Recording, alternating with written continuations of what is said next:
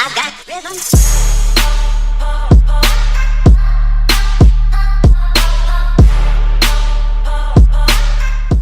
Hey, what is going on everyone? My name is Velocity Gaming, and in today's video I brought to you guys another video, but it's a bit different because we're going to be starting not a series, but I'm going to be starting doing some more like how-to tutorial videos, which on my Royalty Gaming channel, which was this one, I did get a copyright strike on it, and that's why I stopped recording on it and made my new channel, which is Velocity Gaming. I did do loads of how-to videos, and they actually got good feedback on them, so I'm going to start doing some more on this. But today what I'm going to show you guys how to do is basically, some of you guys have seen these music videos I've been doing of, I don't know, it's just a music video and you get the sound waves. I'm going to be teaching you guys how to make these sound waves yourself. But first of all, before you carry on watching this video, if you haven't got After Effects, you're going to have to get that. But yeah, that's it. So basically, first of all, you need to open After Effects, and we need to make a new composition. So you can set your own settings in this, like you can name it, which I'm just gonna leave it like that, and set your what do you call it? You know, I can't remember, quality. So I have it in 1080p, which is 1920 by 1080. If you're gonna want it in 720, it's just 1280 by 720. And then you can select your frame rate, which if you just want it in 720p or 1080, you can select it as 30. But I'm just going to keep it as 60, seeing as though them videos are in 1080p with 60 FPS. So you want to choose the background colour as black, and then you're done with that.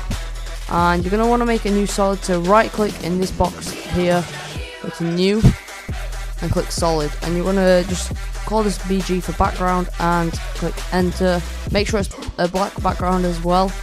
And you're going to want to do the same thing again, but call it audio.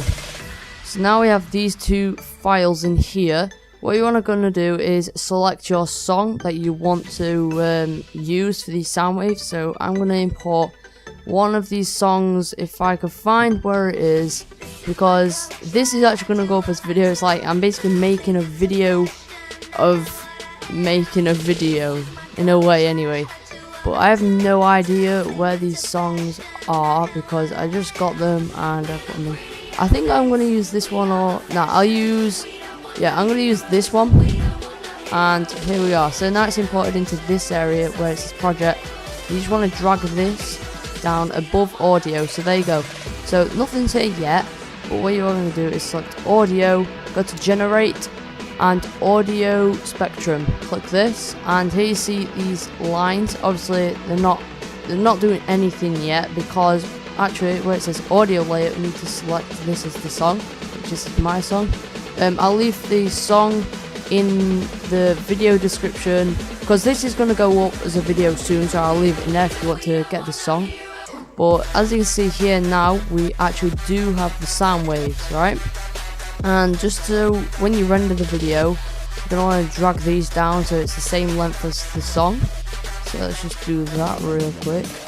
And there we go. So now they are the same length. You can actually do a preview, which I'm not going to do, but all you need to do for that is drag this bar here, and then drag this one, and you need to click RAM preview over here, and it will basically just render out that little bit so you can see it. But I'm not going to do that for the sake of the video because it takes a couple of minutes, which is just waste of time.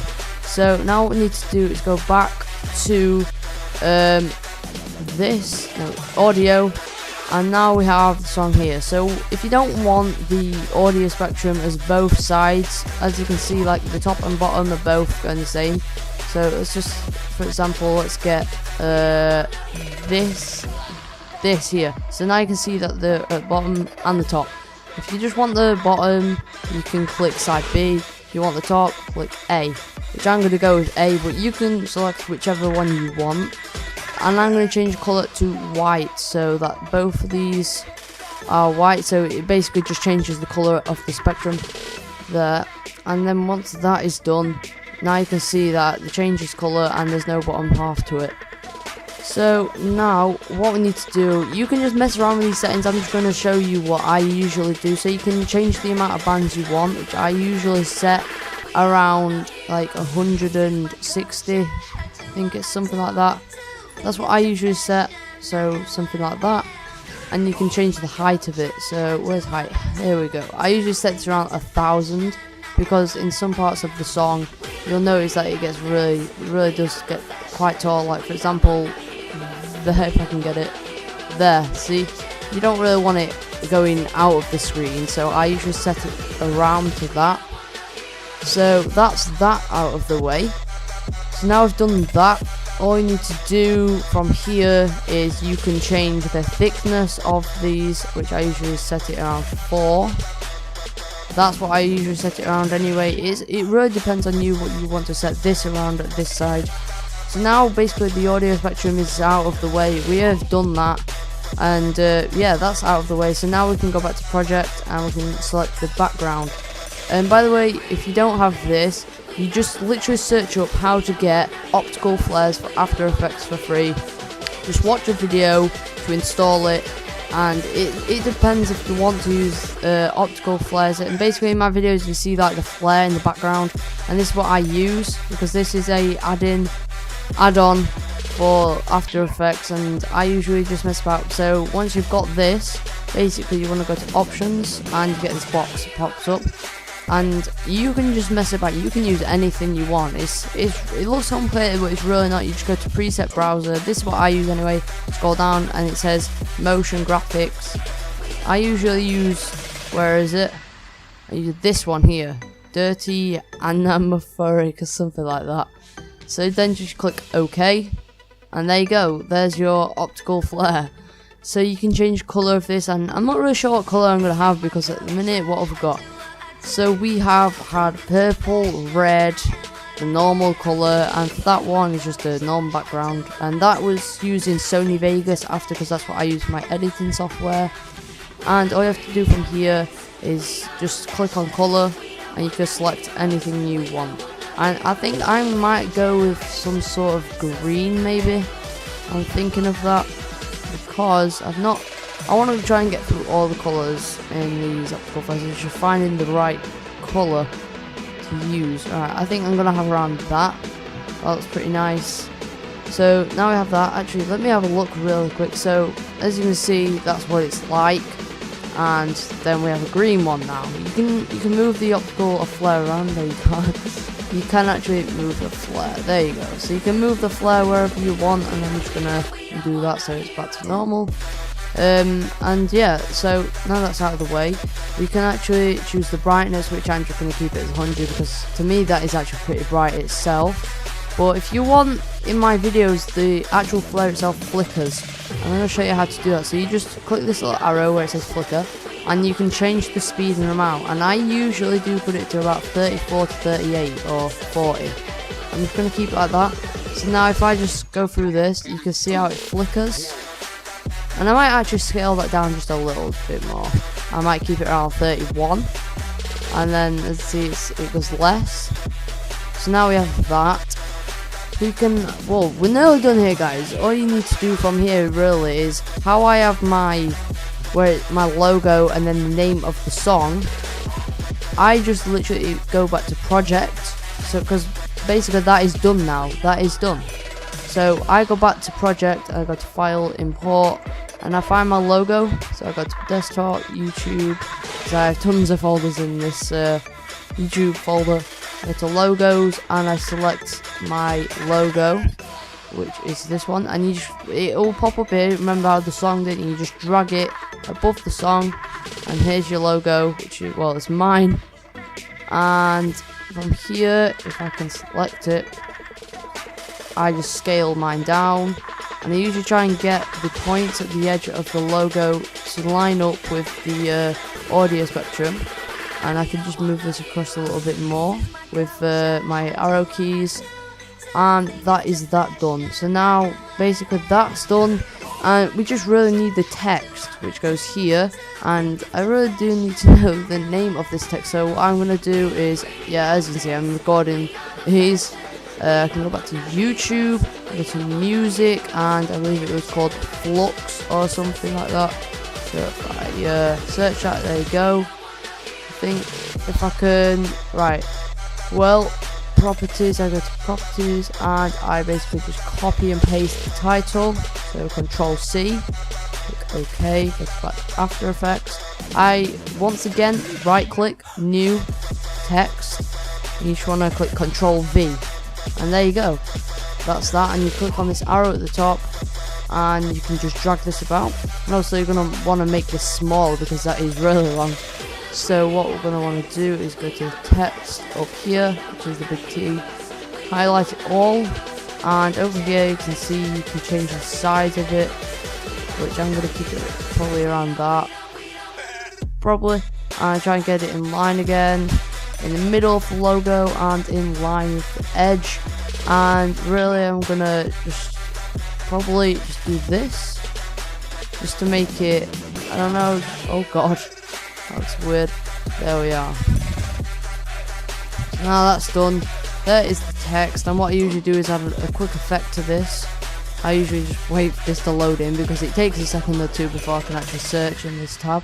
It always says not responding, and then it'll just pop up. There you go. Alright, so I search glow, and I add a glow effect onto the text. And as you can see, now it glows, and you can change the settings once again with this. You can actually show, you can actually change how you want the glow to be, so it's either like horizontal or vertical, which looks quite cool. It like gives it, I don't know what effect, it just looks cool, but I usually just keep it on both of them, and I usually change that to white as well, just because I want it matching up.